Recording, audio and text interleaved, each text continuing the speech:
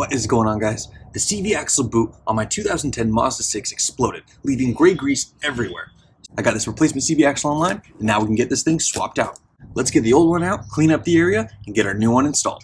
First, we're going to remove the axle nut cover. Then, while the wheel is still on the ground, I loosen the axle nut with a 35mm socket.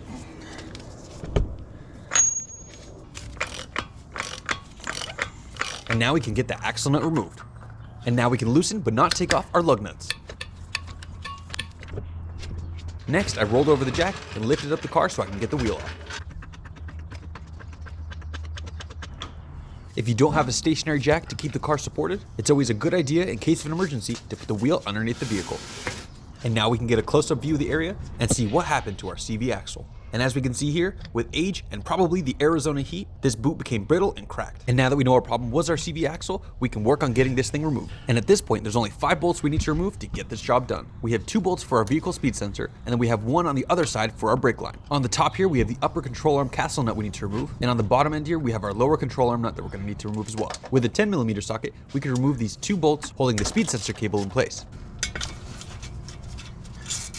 Next, we can grab a 12mm socket and remove the nut for the brake line.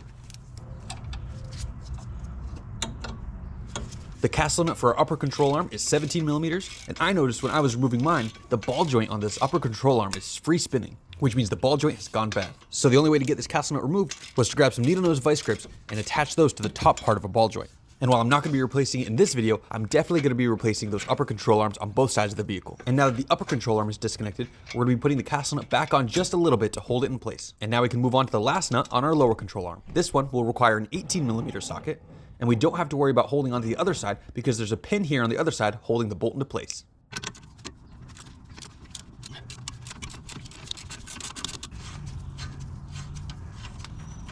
And now that we have that removed, I like to grab a bungee cord and attach it to our upper control arm. This will allow it to stay maneuverable without causing too much tension on that brake line. And now finally, we can remove the lower control arm bolt. And now with all of that removed, we can start removing our CV axle from our hub.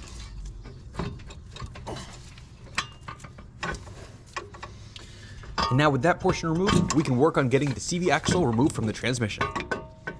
I have a tool like this that I got from Amazon. I can attach it to my extension like this and use it to pry the CV axle out.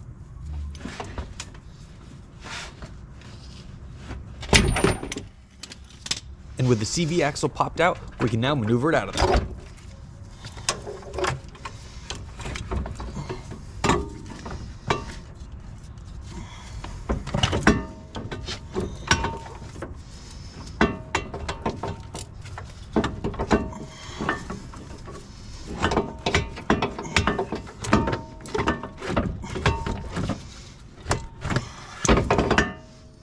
And here it is, our old broken up CV axle. And with that removed, we now have easy access to grab some paper towels and some brake clean and get this area cleaned up. And with that done, we can now crack into our new CV axle.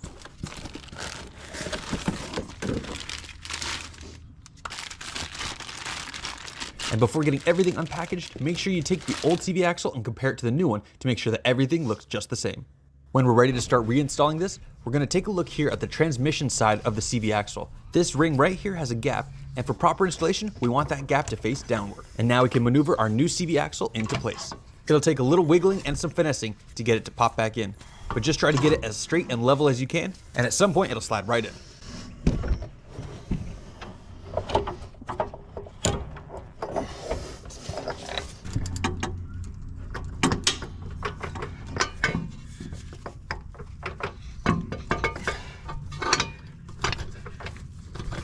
And once you get that portion slid into the transmission, you'll now be able to get the other portion slid into the hub.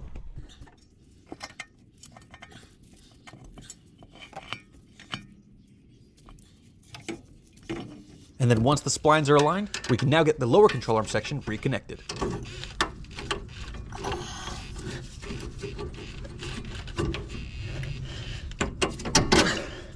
Once we have the lower control arm bolt back in place, we can now get our upper cvaxle nut reinstalled.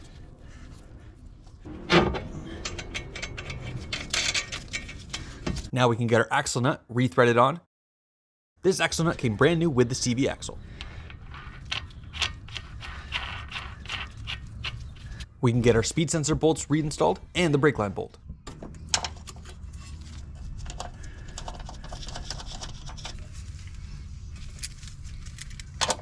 The brake line bolt and the speed sensor bolts don't need to be torqued down, but just tighten them up snugly.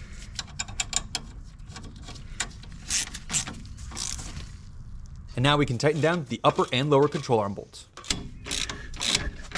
If mine wasn't broken, we'd be torquing it to 44 foot-pounds. And for the lower control arm bolt, we're going to be torquing that to 85 foot-pounds. I had a 1 1/4 inch socket, and it fit perfectly for this axle nut. We can tighten this down, but we won't be able to torque it until the wheel is back on. So let's get that reinstalled. We'll tighten up a few lug nuts, and now we can lower the vehicle. The torque specs on this axle nut are 202 foot-pounds.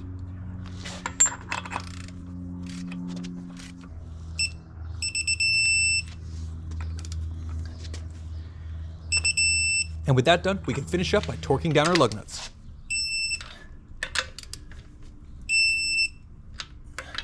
We'll put the cap for the axle nut back on, and that is it, guys. That is everything you'll need to do to replace the driver's side CV axle on your 2010 Mazda 6.